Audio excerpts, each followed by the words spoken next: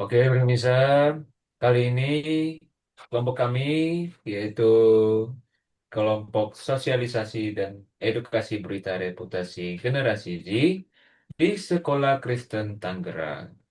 Dan pada kali ini kami mengambil S38 yaitu pekerjaan layak dan pertumbuhan ekonomi. Kami kelompok terdiri dari 3 orang, yaitu saya sendiri Ahmad Huzain. Dengan nama saya Fahri Nurul Rebo Putra.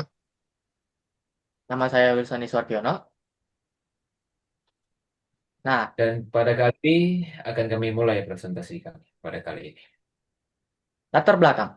Mengapa topik ini menjadi urgent untuk dibahas? Data menunjukkan realitas yang mengkhawatirkan.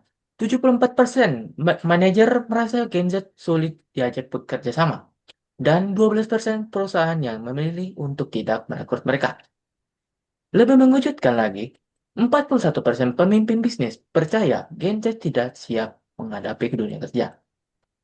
Angka-angka ini bukan sekedar statistik, tetapi mencerminkan kesenjangan serius antara ekspektasi industri dengan kompetensi yang dimiliki lulusan Gen Z. Permasalahan utamanya yang teridentifikasi meliputi kesenjangan soft skill dan keterampilan interpersonal, stigma negatif terhadap etos kerja Gen Z, perbedaan fundamental dalam nilai-nilai kerja, kurangnya exposure terhadap budaya kerja profesional. Fenomena ini mengancam pencapaian S38 karena menciptakan circle of employment yang kontraproduktif bagi pertumbuhan ekonomi berkelanjutan.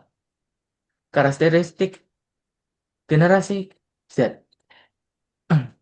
Untuk memahami akar permasalahan, kita perlu menganalisis karakteristik unik generasi Z sebagai generasi digital native yang lahir antara 1997 sampai 2012. Keunggulan Gen Z sangat signifikan, mereka adaptif terhadap teknologi, memiliki mindset inovatif, peduli terhadap isu sosial dan lingkungan, menghargai work-life balance, dan memiliki entrepreneurial spirit yang kuat. Namun, tantangan yang dihadapi juga nyata. Kurang tahu, kurang tahan terhadap tekanan kerja konvensional, tingkat loyalitas perusahaan yang rendah, ekspektasi tinggi dengan kesabaran yang rendah, kesulitan mengikuti instruksi hierarkis, dan minimnya soft skill interpersonal. Ini menciptakan paradoks yang menarik. Gen Z memiliki potensi yang besar sebagai job creator dalam ekonomi digital. Namun, menghadapi hambatan signifikan sebagai job seeker yang efektif. Pemahaman paradoks ini menjadi kunci dalam merancang solusi yang tepat. Landasan teori.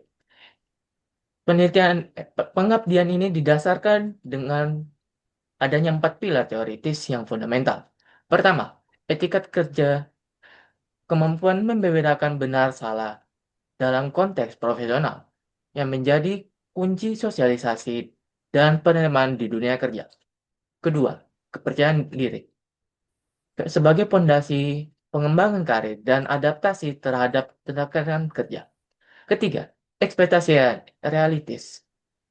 Penyesuaian harapan dengan realitas pasar kerja untuk mengurangi kekecewaan dan meningkatkan resiliensi. Keempat, kesanggupan kerja.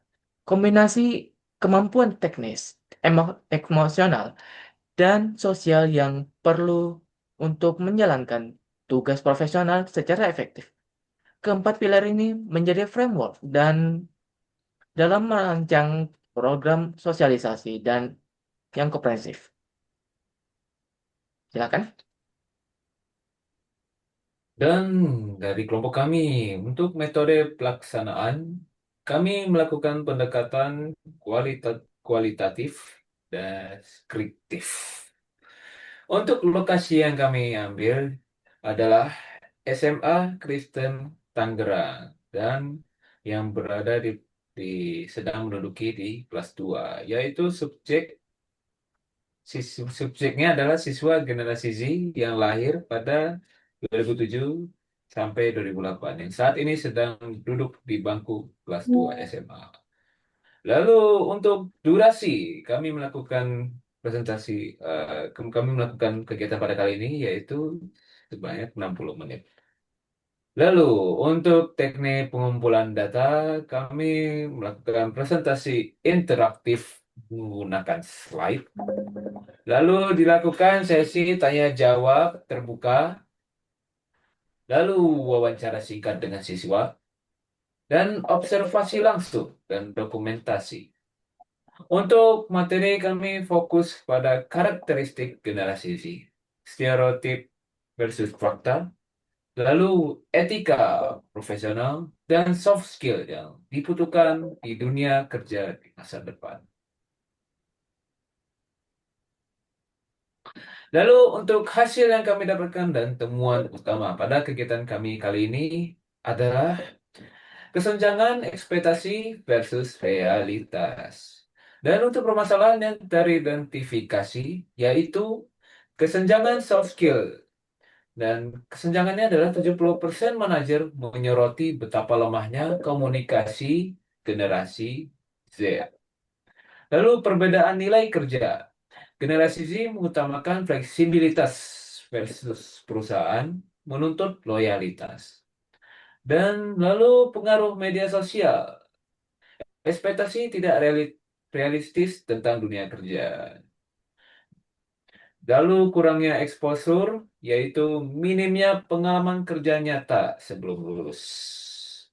Nah, untuk temuan kunci, generasi Z bukan generasi yang bermasalah, melainkan generasi yang sangat amat membutuhkan pendekatan yang berbeda-beda dalam pengembangan karir dan adaptasi di dunia kerja nanti.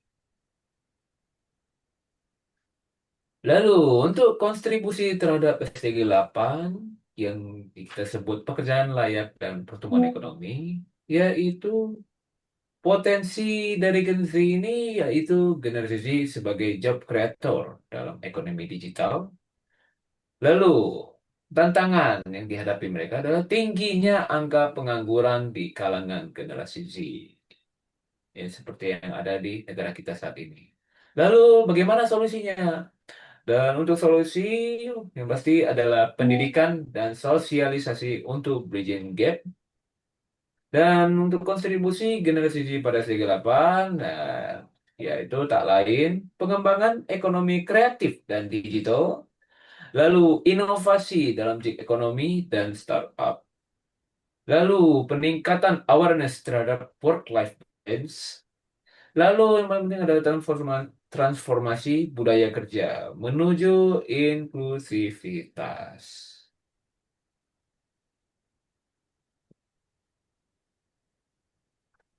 Dan untuk implementasi program sosialisasi, yaitu kita menggunakan strategi edukatif untuk generasi Z. Dan untuk pendekatannya adalah pendekatan komunikatif. Jadi di presentasi pada kali ini, pada saat itu kami melakukan presentasi visual dan interaktif agar terlihat menarik bagi siswa tersebut. Lalu dilakukan diskusi dua arah dengan siswa. Lalu kita juga beradaptasi dengan gaya cara ngobrol mereka, yaitu komunikasi generasi Z. Lalu kita menggunakan penggunaan contoh konkret dan relevan agar mereka lebih tertarik. Lalu untuk materi yang kami sampaikan pada mereka adalah debunking stereotip negatif generasi Z. Lalu yang sangat penting untuk mereka yaitu penguatan etika dan soft skills. Dan lalu agar mereka mengerti bagaimana dunia kerja, kami juga menjelaskan ekspektasi realistis tentang dunia kerja. Dan agar mereka terlatih nanti untuk masuk ke dunia kerja, kami menjelaskan tentang strategi pengembangan diri agar mereka tidak kaget dengan dunia kerja nanti. Dan untuk hasil yang kami dapatkan pada kegiatan ini, yaitu mereka memiliki peningkatan awareness siswa tentang pentingnya soft skill dan adaptasi terhadap budaya kerja profesional. Nah, dari kita juga mau dapatkan hasil dan pembahasan. Pertama-tama, SDG 8 sendiri yaitu tentang pekerjaan dan perkembangan yang layak terhadap ekonomi. Tujuan ETG ini adalah untuk berfokus pada promosi pertumbuhan dan peningkatan ekonomi yang inklusif serta berkelanjutan. Ini juga berlaku untuk penciptaan lapangan kerja yang penuh dengan keadilan, produktivitas, dan kelayakan untuk semua orang supaya memiliki kesempatan untuk bekerja. Berdasarkan hasil penelitian dan pengabdian yang telah dilaksanakan di sekolah Kristen tersebut, dari siswa, dari para murid yang kita presentasikan, diketahui bahwa para generasi Z ini adalah sebuah kelompok generasi Z yang menempati tingkat tertinggi sebagai angka pengangguran di negara Indonesia. Dari pernyataan ini, adanya suatu kesenjangan dalam kehidupan sosial untuk pemberian tenaga kerja bagi para generasi Z, yaitu juga di antara tujuan global serta realita lokal.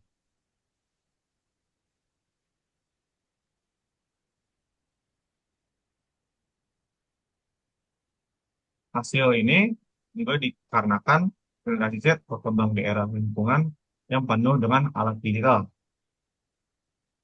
Dan ini juga hal ini juga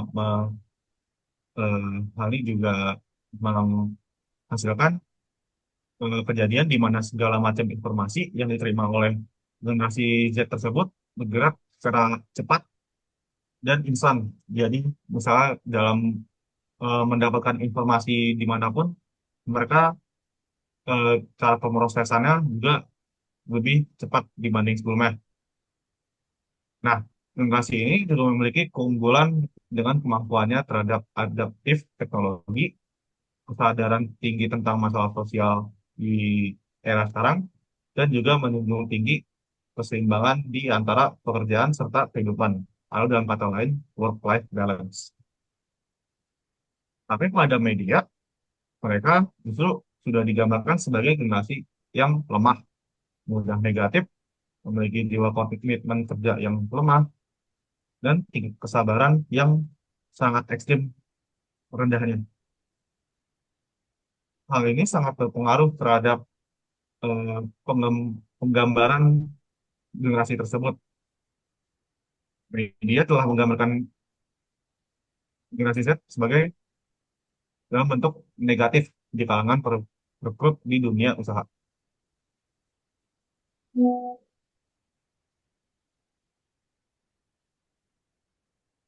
Mayoritas dari perusahaan di dunia kerja itu masih mempertahankan budaya yang konvensional, di mana mereka menekankan loyalitas, keterkuatan terhadap tekanan, dan juga tingkat disiplin yang begitu tinggi. Tapi hal ini justru bertentangan dengan apa yang dijunjung oleh generasi Z, seperti kesehatan mental, fleksibilitas, serta keterbukaan dalam kerja, dan juga yang sebelumnya saya jelaskan, yaitu work-life balance. Perbedaan pandang ini menyebabkan kesulitan saat ini di antara generasi Z dengan dunia kerja. Generasi ini juga memiliki masalah terhadap media sosial dan standar hidup yang dibentuk secara digital. Faktor ini sangat berpengaruh dan menyebabkan standar industri pekerjaan yang tidak realistis di sektor informal maupun tradisional. Nah, faktanya, tidak semua lapangan kerja akan tersedia dalam bentuk tersebut, karena tidak ada lapangan kerja yang sempurna. Ketidaksesuaian ini diantaranya menghasilkan ekspektasi yang semakin memperbesar masalah ketenaga kerjaan.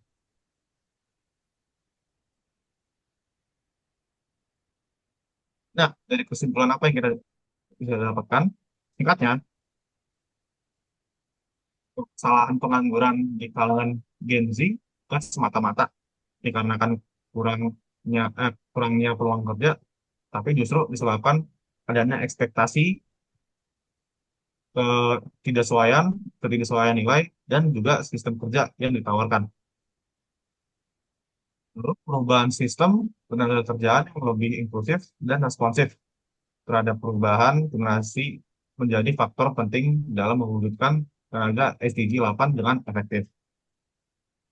Adanya sebuah kolaborasi untuk menciptakan ekosistem kerja yang tidak hanya membuka lapangan kerja, tapi juga menghasilkan lingkungan kerja yang sehat, suportif, dan juga selaras dengan karakteristik dan kebutuhan generasi Z. Nah, berikut ini galeri penelitiannya.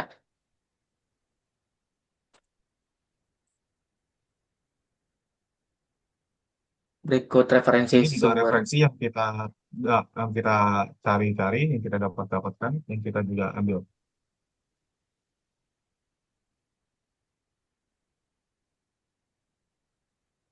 Sekian dan terima kasih untuk mendengarkan presentasi kami.